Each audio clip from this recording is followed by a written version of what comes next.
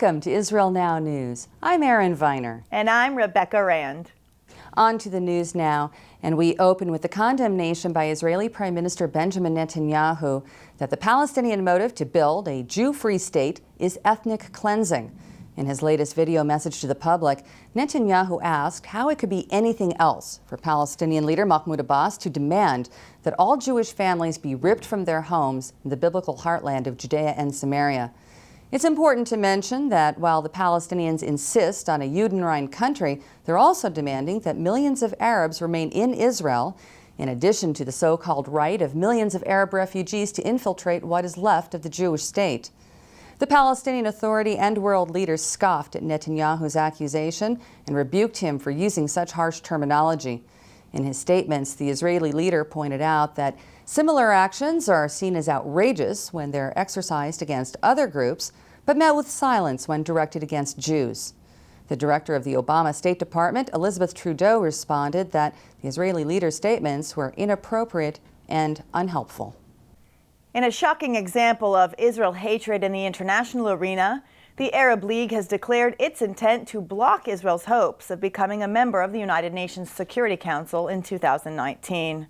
The 22-member Arab alliance made an announcement that its foreign ministers have agreed to help the Palestinians thwart the Israelis' quest to fill the rotating seat at the Security Council. While Jerusalem has previously held posts at the UN, such as the vice presidency of the General Assembly, it has never been a member of the Security Council, which is the most powerful and prestigious body at the UN. Soviet-era documents have surfaced revealing that Palestinian President Abbas worked as a KGB agent in Syria during the 1980s. The evidence was discovered among documents smuggled out of Russia by Vasily Mitrokhin, an archivist at the notorious Soviet spy agency who defected to the West in 1991. Researchers at the Hebrew University of Jerusalem's Truman Institute made the stunning find in material that was recently released for public research in a file marked the Middle East. That means that Abbas was working for the USSR against the United States during the Cold War. Today's Russian leader, Vladimir Putin, once served at the now-defunct intelligence agency, and adding even more intrigue, his deputy foreign minister, Mikhail Bogdanov, who has been tasked with arranging Moscow's current Middle East summit, also served 2 stints at the Soviet embassy in Damascus during the very same period that Abbas was purportedly recruited. Israel is praising the decision of the Czech government to continue recognizing Jerusalem as the capital of the Jewish state. The Czech Ministry of Education had previously capitulated to relentless pressure from Palestinian diplomats and ruled that textbooks must omit Jerusalem and list Tel Aviv as Israel's capital. But last week, Prague overruled that decision. Israeli Foreign Ministry spokesman Emmanuel Nachshon called the Arab attempt devious and said there is no limit to incitement by the Palestinians, who aren't content by poisoning the minds of their own children, but also seek to sow their lies among the youth of the Czech Republic. British Labour Member of Parliament Joan Ryan has requested that Palestinian Authority official Jibril Rajoub be denied entry into the United Kingdom for publicly glorifying terror and inciting the murder of Israelis. The Fatah Central Committee member has an extensive terrorist history, including a life term in prison that terminated with his release in a prisoner exchange. Rajoub rose swiftly through the PLO's ranks, and he gained a reputation for personally executing opponents of the Palestinian Authority.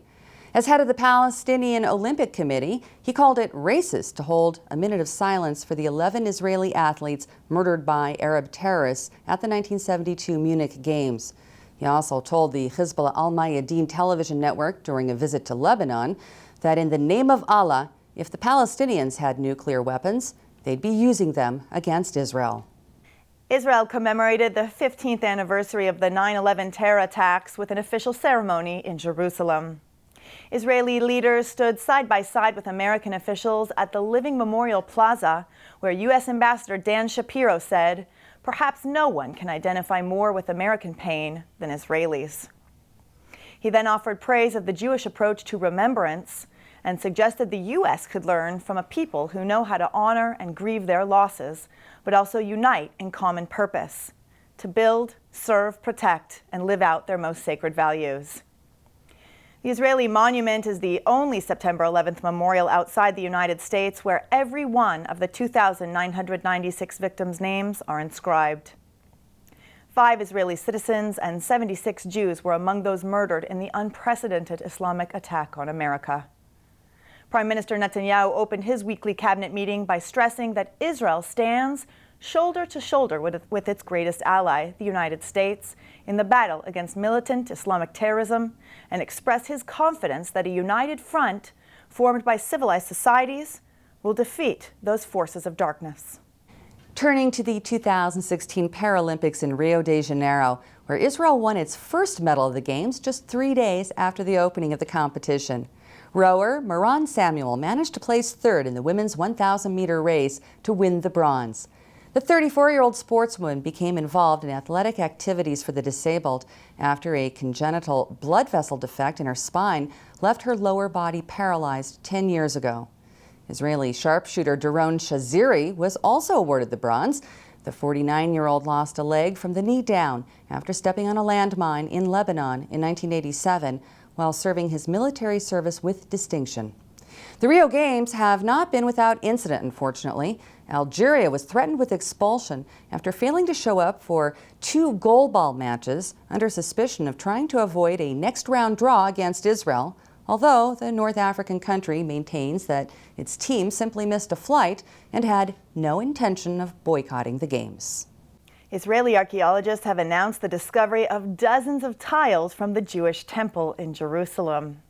The vibrant marble panels date back to the era of King Herod, who carried out extensive renovations of the Jewish holy site in the 1st century. The fragments of the 2,000-year-old flooring were recovered from debris raked up by Palestinian bulldozers in the late 1990s when the Islamic Waqf illegally built a subterranean mosque underneath the Temple Mount and literally dug up and dumped thousands of years of Jewish history. The waste was ultimately salvaged by the Israeli Antiquities Authority, which preserved the refuse and eventually opened the Temple Mount sifting project to the public. By painstakingly sifting the dump, 1 bucket at a time, hundreds of artifacts have been unearthed, which unequivocally prove the thousands-of-year-old connection between the Jewish people, Jerusalem, and the Temple Mount.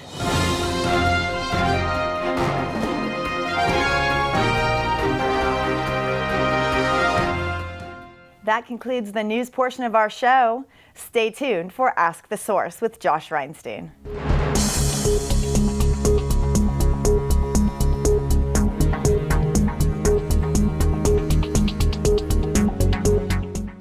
Hello and welcome to Ask the Source. I'm your host, Josh Reinstein, and we're here on a beautiful sunny day in Jerusalem. My guest today is Antonio Quintana. He's the CEO of the Saxum Foundation. Antonio, thank you for being on the show. Thank you for coming. Thank you for inviting me. Antonio, tell our viewers, what is the Saxum Foundation? Well, the Saxum Foundation is an institution based in Italy who promotes a project here in the Holy Land. It is based in Abu Ghosh, and what it's promoting is a conference center, also with a visitor center and a training school for hospitality issues. Why was it important to build this new center in Abu Ghosh? Well, Abu Ghosh is a very special place. At the same time, we've been looking for a plot of land in this country for 20 years, so it's not easy to find a plot of land here. But I mean, since like 40 years ago, we were looking for a place, and it took us like 20 years to find the place. The importance of making a project like this is because of the Holy Land. I mean, the Holy Land is something very attractive. Is for Christians is the most.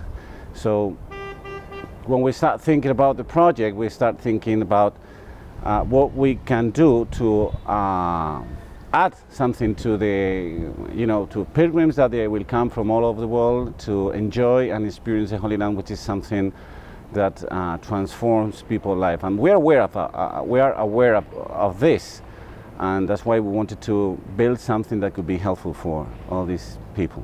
Well, in Abu Ghosh, it's traditionally an Arab community, and now you're building a center for Christians. How have you been received? Are people happy about the initiative? Well, Abu Ghosh is an Arab city, but at the same time, it is a model of interrelationship, interreligious dialogue. I mean, in that sense, it's a place where you can find Muslims, Christians, and Jews all living together, enjoying together. So they receive us perfectly. I mean, the other day was with the mayor of Abu Ghos. They were visiting the place. We are cooperating in everything. And the main purpose of doing it in Abu Ghos is not because of Abu Ghos. It's because of the place we found. But at the same time, we are very happy that in a place like this, we can gather people from all over the world, from all kind of believings and religious that could come together to create a space of coexistence. This is the main purpose of Saxum. Saxum is a place that will come people from all over the world, mainly Christians, but not only Christians. I mean, the center is open to everybody. And what we want to show there is a space that people could get to know better the life of, for a Christian, Jesus Christ, for a Muslim, Jesus the prophet, for a Jew, Jesus of Nazareth. So we are open to everybody. We welcome everybody that they could get to know better the life of Jesus. We see a lot of political figures now taking interest in what you're doing. You're having your official launch in November. The Minister of Tourism will be there. Prime Ministerial candidate Gideon Sar will be there. Several ministers from Europe and Spain and Poland are coming. Why are politicians excited about this project? Well, I think that when we started promoting the project, we start also dealing with the authorities. I think we are convinced that this project will be something very good for the country. First of all, because we are promoting pilgrimages from all over the world, and since we started with the promotion, more than 3,000 people came just to visit the construction site. So this is not normal, by the way. So they are aware of the importance of something that is for the whole world in the Holy Land. So we started explaining the project to some authorities, especially to some friends, Gideon Sar, Prime Minister candidate, and Jared Lavin, which is the Minister of Tourism, because this is very important for the country in that sense. So at the same time, we are developing a new project with the Minister of Tourism and the Jewish National Fund, which is a trail to Emmaus, from Jerusalem to Emmaus, Nicopolis, which is also very important for Christians. This is a passage of the Gospel that is very well known. And we are going to mark this pathway, and then this will be something that will be very helpful for everybody. In the visitor center, we started thinking what we can offer to the whole community. So we started to offer like a join between the Old Testament and New Testament, as we call in Christianity. So we started explaining from Abraham to Moses, and then to the figure of Jesus. Then from then, this is what Jesus was explaining on the way when he met the disciple of Emmaus. So we are at the same time we are going to promote this project, because this was one of the trails used by Jewish pilgrims that they used to go when they had to go up to Jerusalem to worship in the temple. So we are joining efforts in order to make this better known. Antonio, there are literally tens of millions of people watching this show. What message do you have for our viewing audience?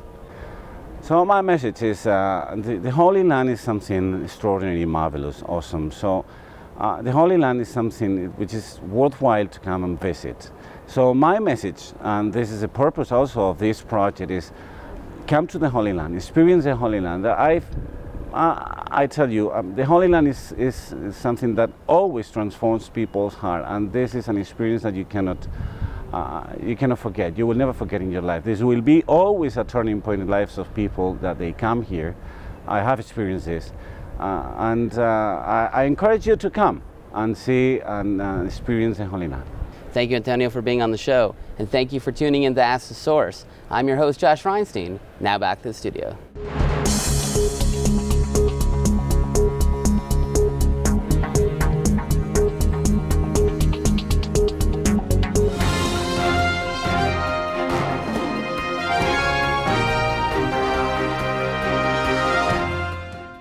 Up next, come with us as we return to Zion with Karen Hayasod.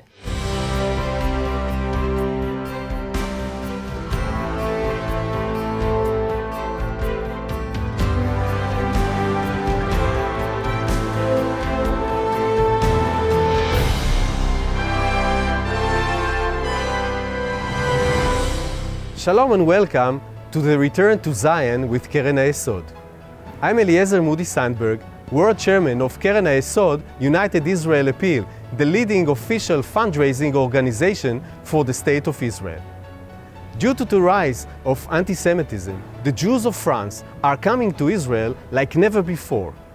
You will now witness the fulfillment of biblical prophecy. God bless you from Jerusalem. Bring my sons from afar and my daughters from the ends of the earth.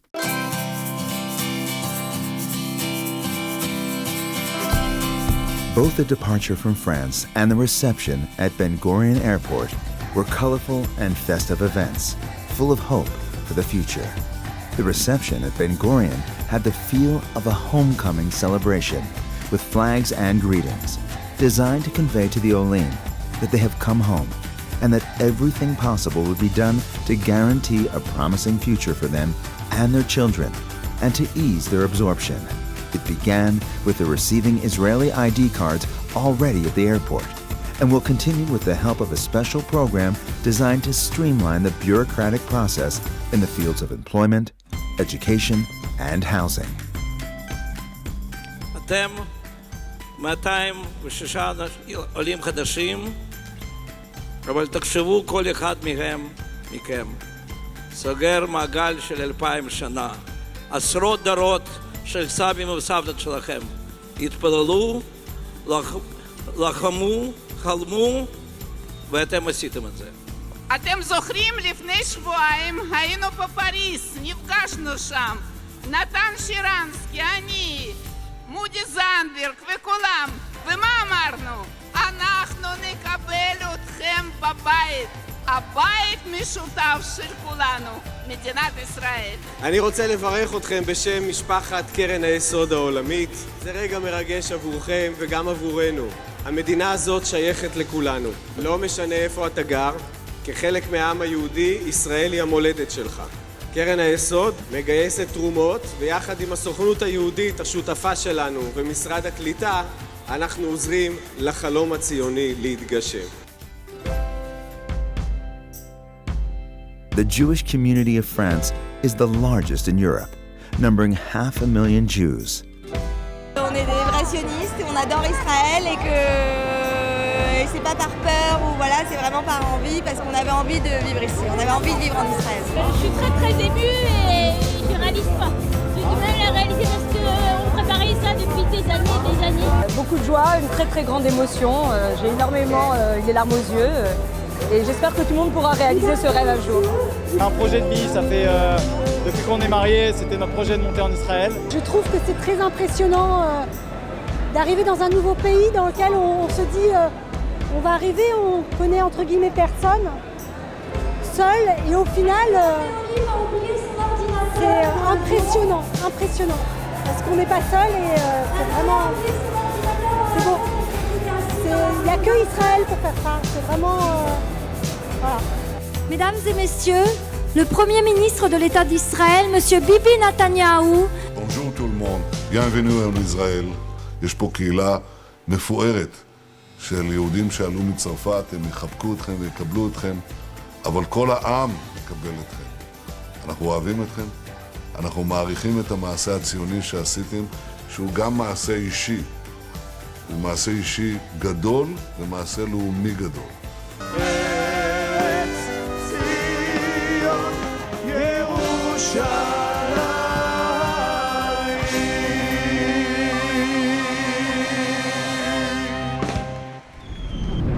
Come join Keren HaYesod in fulfilling biblical prophecy. Let's bless Israel together.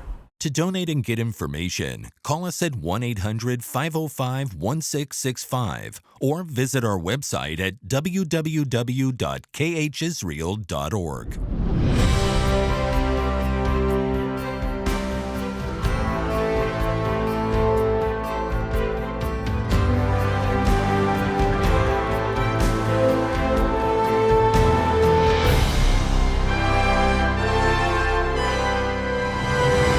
I'm sure many of you have heard the claim that Jewish communities in Judea, Samaria, the West Bank, are an obstacle to peace.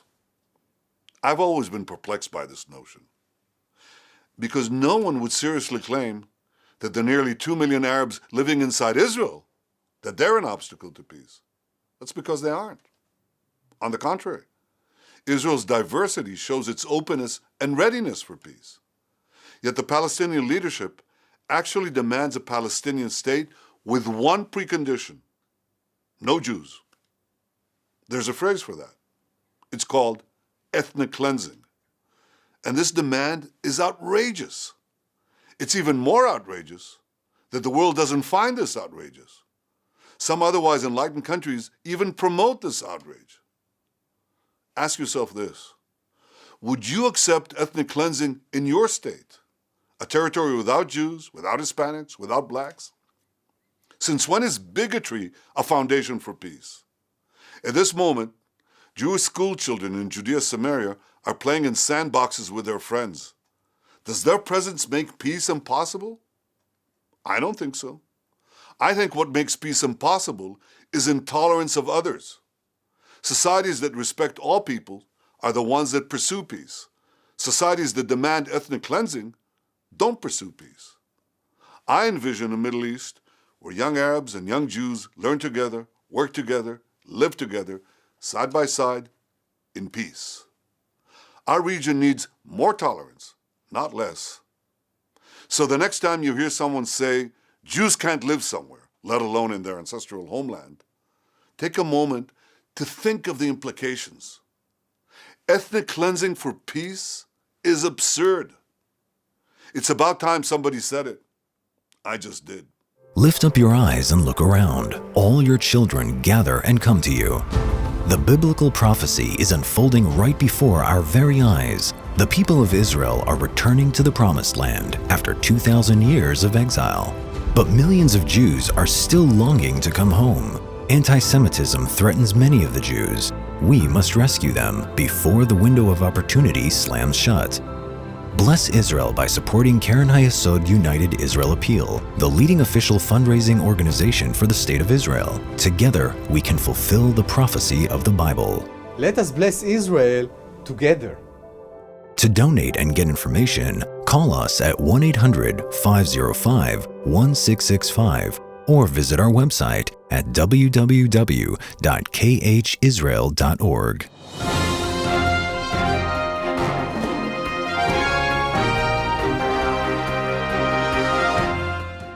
Please stay tuned for the ICEJ report from the International Christian Embassy, Jerusalem.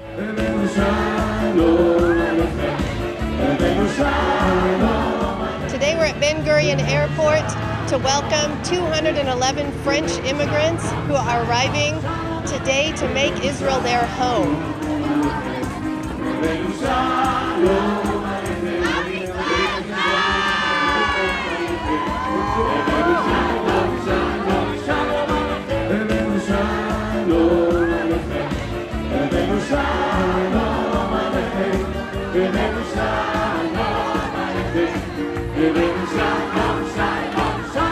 It's like a dream. Everybody is here. There are lots of happiness, lots of simcha.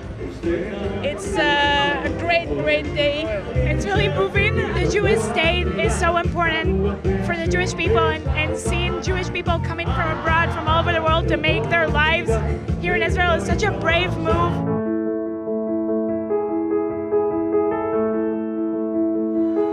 Baruch atah Adonai Eloheinu melech haolam shehecheyanu v'kiyimanu v'higanu lezman hazeh. I feel excited. It takes me back to my own Aliyah, and I always think about 1,000 years of dreams and prayers, and what a great circle each of these people is closing. וכל אחד מכם היום עשה צעד ענק לבנות עתיד יותר בטוח לכם, לילדים שלכם ולכל אחד מאיתנו, למדינת ישראל. Je suis très très contente. Merci d'être avec nous et de partager nos joies. Je suis très très contente d'être là pour accueillir les 200 Olim de France. Am Israël Chai, ve Shalom lekulam, Toda Rabba, et merci à tous. The Christian Embassy Jerusalem has been our friend for many, many years. We work with them, and their donations and their help make days like today possible. Christians around the world, they are our best friends. And Christians and Jews, we belong together.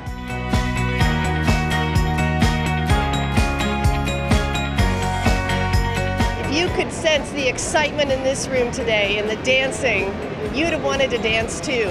The songs that were sung were rejoicing in God's faithfulness, the covenant-keeping God who keeps his promises to his people. If you want to be a part of helping more people return to Israel, go to icej.org/aliyah.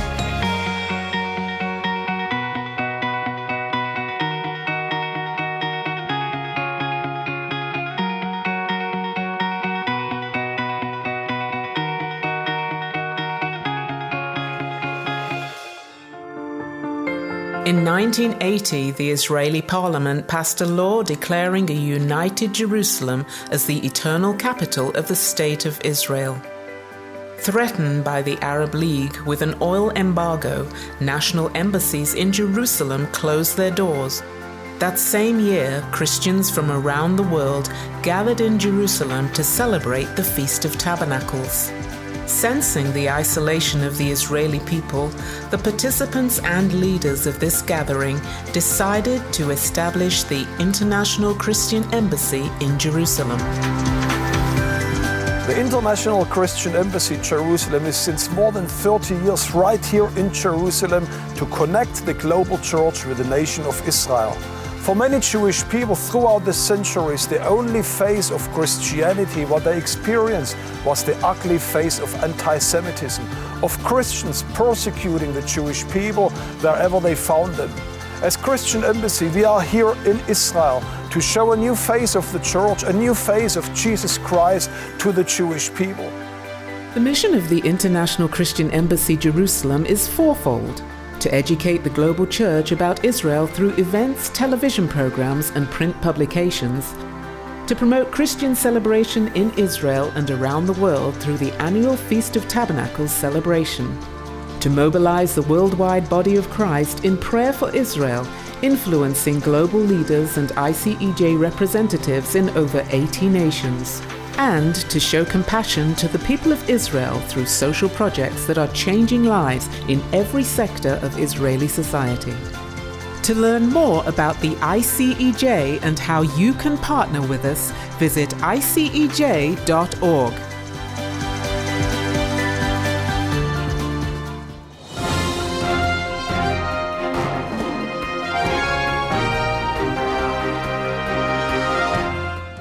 That's all for this edition of Israel Now News. I'm Erin Viner. And I'm Rebecca Rand, reporting from our studio in Jerusalem. Please join us again next week for all of your Israel updates.